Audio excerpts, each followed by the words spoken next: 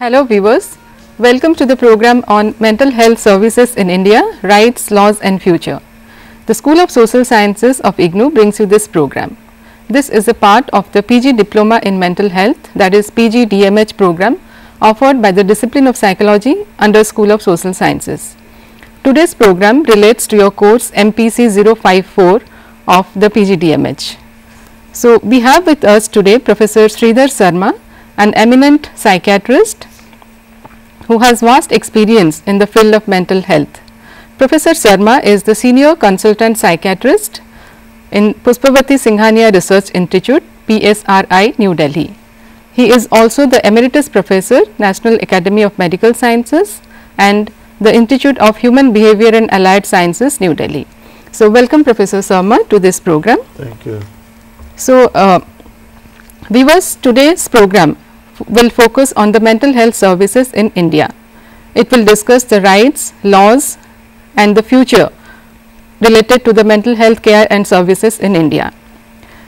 So, the objectives of the program are, today we will discuss about the mental health and mental illness and rights of persons with mental illness. We will also discuss about the laws and policies that are available here in our country with regard to the mental health and mental illness, and we will also discuss about the mental health services in India, and finally we will discuss on the future prospects and the future scope of mental health care and services that are available in our country in India. Now, before we discuss with Professor Sarma further about the mental health services and policies in India, their status, scope and future, let us now briefly discuss what do we mean by mental health. When we talk about mental health, it is not merely the absence of mental disorder or mental illness, it goes beyond that. So, the WHO World Health Organization, it has defined mental health as follows. It is a state of well-being in which the individual recognizes his or her own abilities and can cope with the normal stresses of life, can work productively and fruitfully and is able to make contribution to his or her community. So, the definition emphasizes productivity, effectiveness and contribution to the society, to the community. So, we can say that the definition given by the WHO with regard to the mental health, it emphasizes the individual functioning in an optimal way. Now, do the available mental health services that are there in India, they help fulfill these aims or goals outlined by the WHO? So, Professor Sarma, what is your view on this? First, I would like to elaborate on the point what is mental health. Yeah. Mental health is a state of physical, mental and social well-being.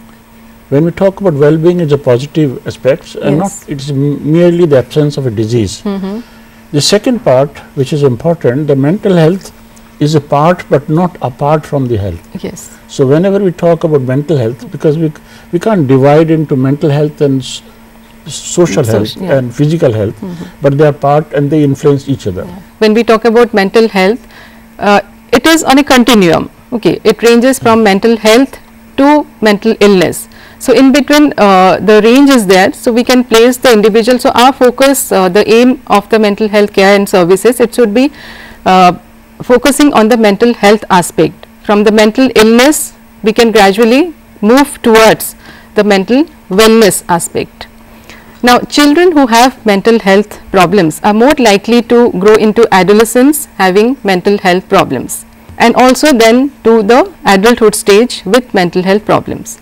Hence, it is very crucial to have preventive measures as well as intervention measures at each stage. According to the WHO, 1 in 4 persons suffer from mental illness. Mental disorders account for 12% of the global burden of diseases and likely to increase to 15% by 2020. In this context, it is very crucial to first think of the rights of the persons who have mental illness.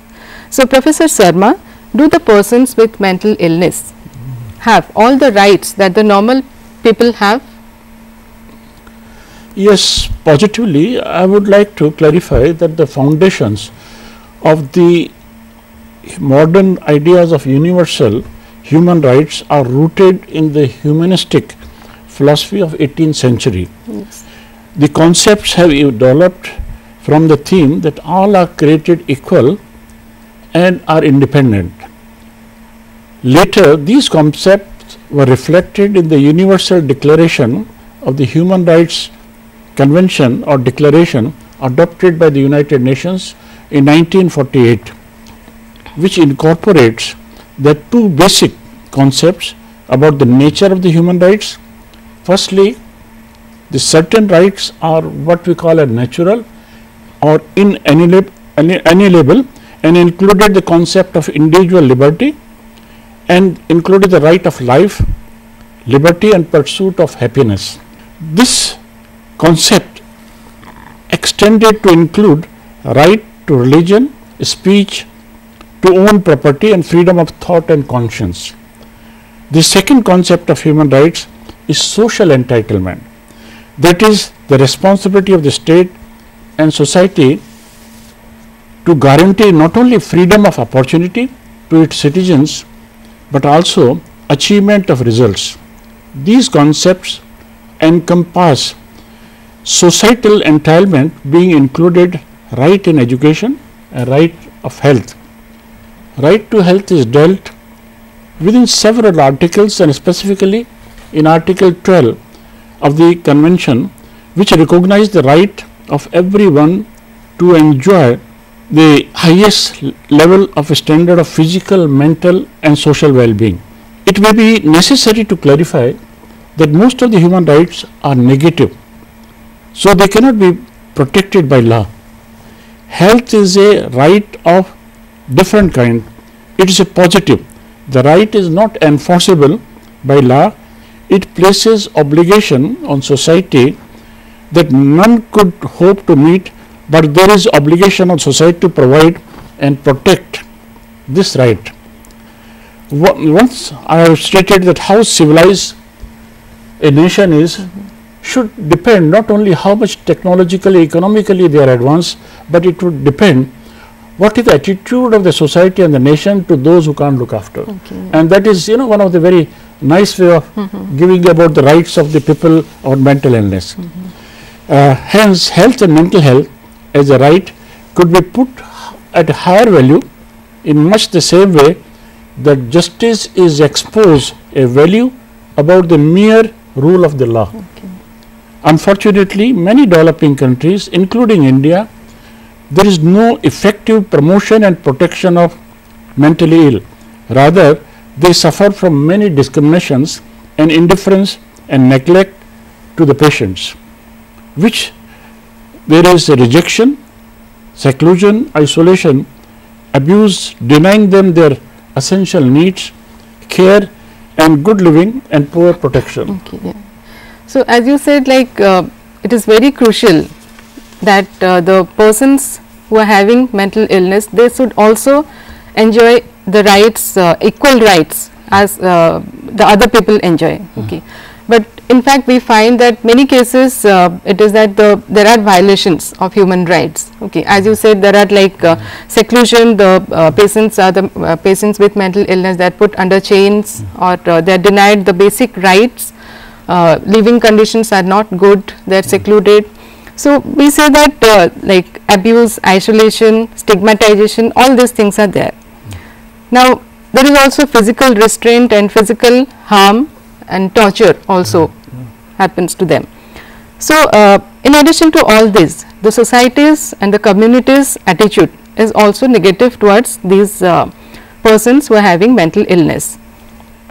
So, here I would like to just point out here that this stigma and the misconception that are available with regard to mental illness. So, can you tell us, Professor Sarma, how do these affect the stigma and the misconception that are there in the society towards the persons who are having mental illness? How do these affect the rights of persons, such persons? You are right. In addition to the various discriminations and abuse, stigma is another important element for the neglect of these patients by the society. There is now abundant evidence regarding inequality in the health status both nationally and globally as a result of socio-economic and political factors. Disparities are widespread all over the world but the regional differences in the discrimination of resources, delivery and quality of mental care are also well known. Health status has been linked with social class. There is both what we call as a social inequity and social inequality. Social equity is related to the issues of justice and fair chance, where social inequality is related to an unequal distribution of resources. Because of this lack of clarity, the right of health at the national level is often not specified in identifiable and legally binding obligation. To overcome this limitations or controversy, it has been proposed to include 4 agreed principles of international human rights legislation, namely the dignity to the person, equity to the person, participation, justice and fairness. Justice refers to the ability to claim health rights and seek redressal of their civil, social and political rights when there is a violation. Okay. So, this means that the persons with mental illness, so in that case the civil rights, the social rights, the economic, political rights, all these are violated. Okay, so we can say that the civil rights, political, educational, economic, cultural and social rights, all these are violated. Now, when we talk about the treatment of such persons, how do, we talk about the rights there, like for example, just now you said about the dignity, the equity. Okay, so when we talk about the treatment of such persons in that field, how these rights are violated there? Now, first I would just like to, if you make to protect those rights, if you make a legislation, yes, legislations are necessary to provide equity, participation and justice. But there is a catch. Most human rights are negative because society is enjoined upon them in interfering with them, so they can be protected by law. Health is a positive right.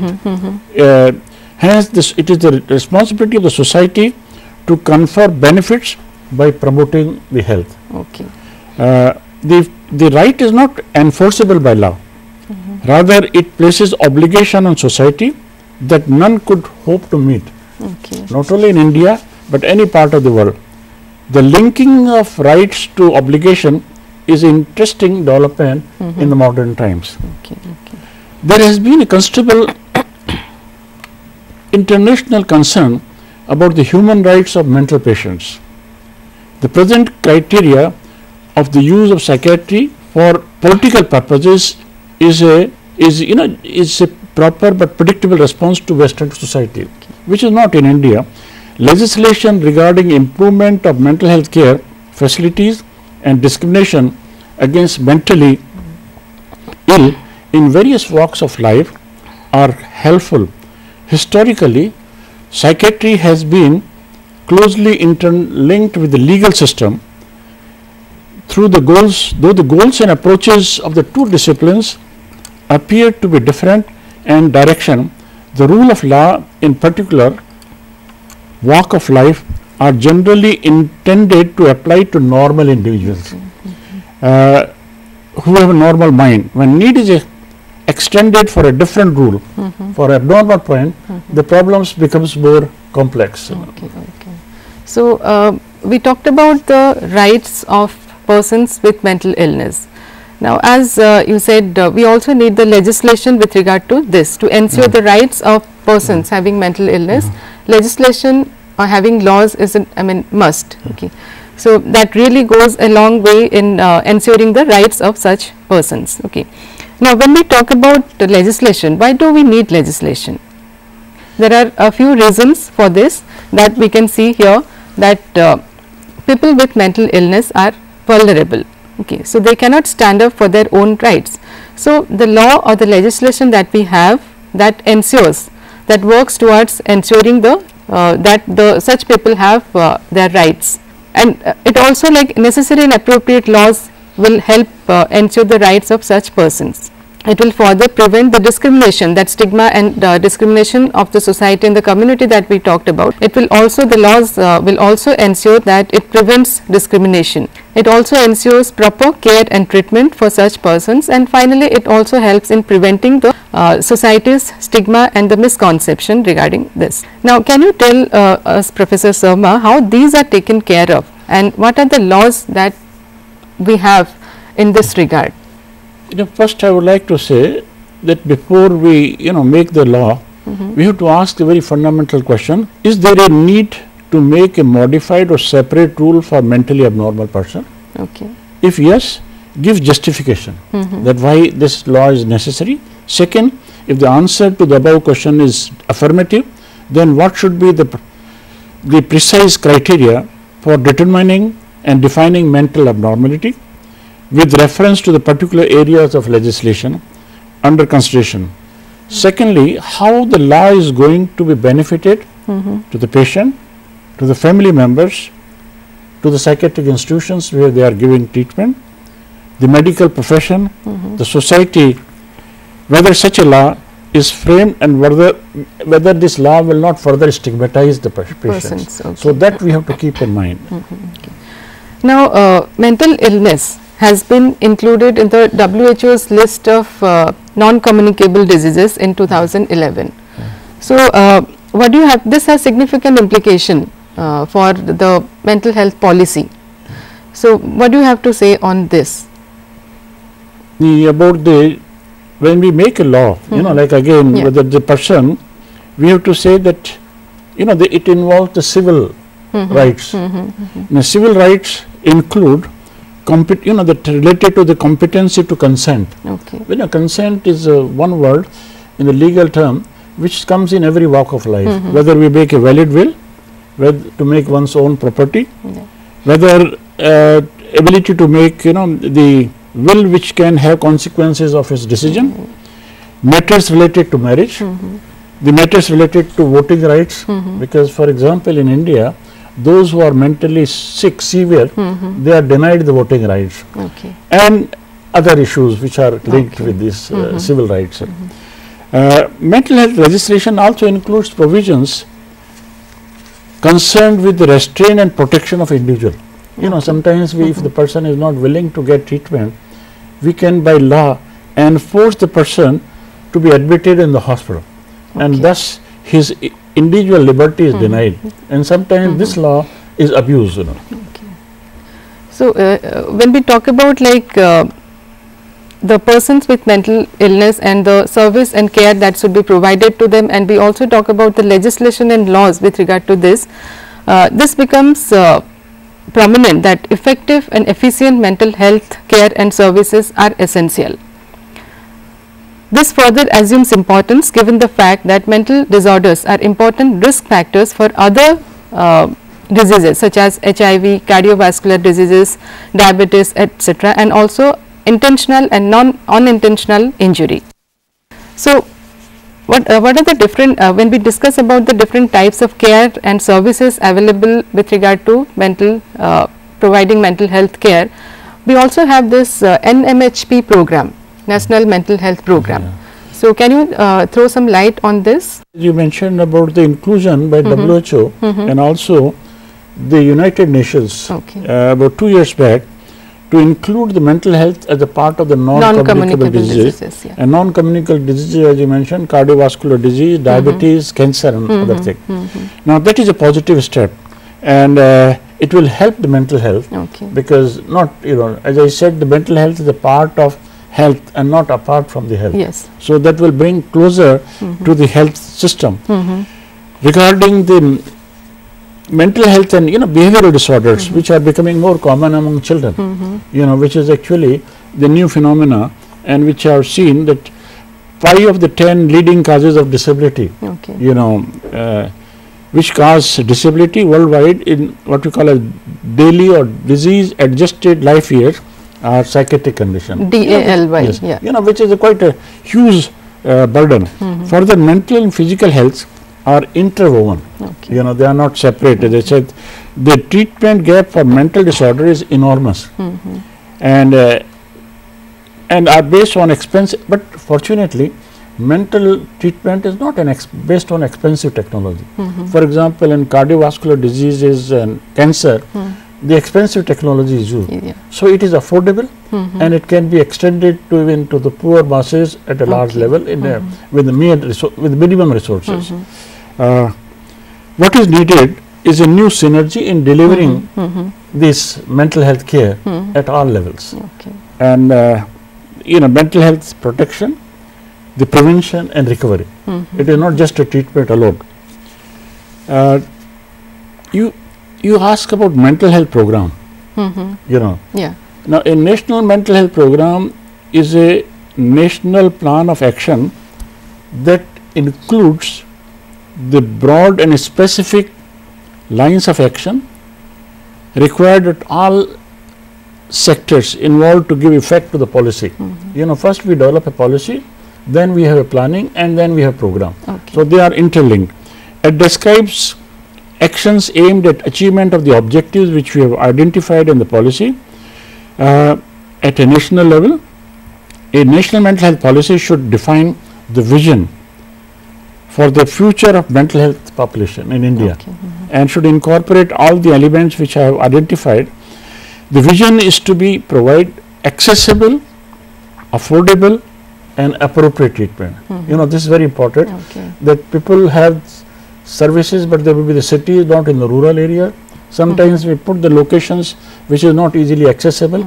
So accessible, availability and affordability, which people can afford. So all these elements are necessary of the mental health plan, and for that, and also important, it should not be linked, because for example in India, in other countries, the focus is mostly on the adult population. Both the children and the older population are neglected. The facilities for them are minimum, and that aspect has also to be included when we make a good mental health program. Under National Mental Health Program, we also have the district mental health programs, and it has been found that this policy, this facility is there the mental awareness about mental health is significantly higher in the DMHP districts compared to the non-DMHP districts. So finally, after discussing the rights, laws and policies related to the mental illness, let us discuss about the future scope of the mental health services that we have in our country. So basically we can focus here mainly on three things, that is development of skilled human resources, increasing financial resources and more community awareness and sensitization. WHO has pointed out 5 key barriers to increasing mental health services availability. These are absence of mental health from public health agenda and implication for funding, the current organization of mental health services, lack of integration within primary care, inadequate human resources for mental health and lack of public mental health leadership. These are the, like WHO has said, that these are the barriers when we are talking about implementing mental health service policies and this thing. So how do you see these in the context of India? Like as you said, the National Mental Health Program has elements 3 at primary health care level, the district mental health care level and the tertiary health level. Yes. We have about 50 mental hospitals in the country. We have psychiatric facilities in all the 650 districts in India, and the DMNSP, about which you are talking, district mental health program, is about the district. Yes. But as we know, the strength of the chain is determined by the weakness of the smallest link. Yeah. So we have to see that all the links are strong and there is no weakness. So primary health care is important. District mental health care is important. District mental, the tertiary mental health care is important, and it is only the tertiary mental health care at district which will enable us, because the infrastructure, we will be able to develop the educate manpower. So we have to address all the sectors. Now government must help people live longer and happier lives. As Michael Bloomberg, the philanthropist, politician and environmentalist who has recently visited Mumbai, said, and I quote, "If helping people to live longer, happier lives is not the purpose of government, then I don't know what is." So we can see here that economic development, material growth, prosperity are fine, but to enjoy all this, being healthy and having good mental health is most important. So, today we discussed the mental health services in India, and in this context we discussed about the laws available for the people with mental illness, and we also discussed that the future of mental health care and services in the context of India. Starting from the budgetary allocation to training the manpower, there has to be an all out effort to address the issues of persons with mental illness. This will ensure the protection of their human rights and they can live a dignified life in the society. So, thank you Professor Sarma for joining us today.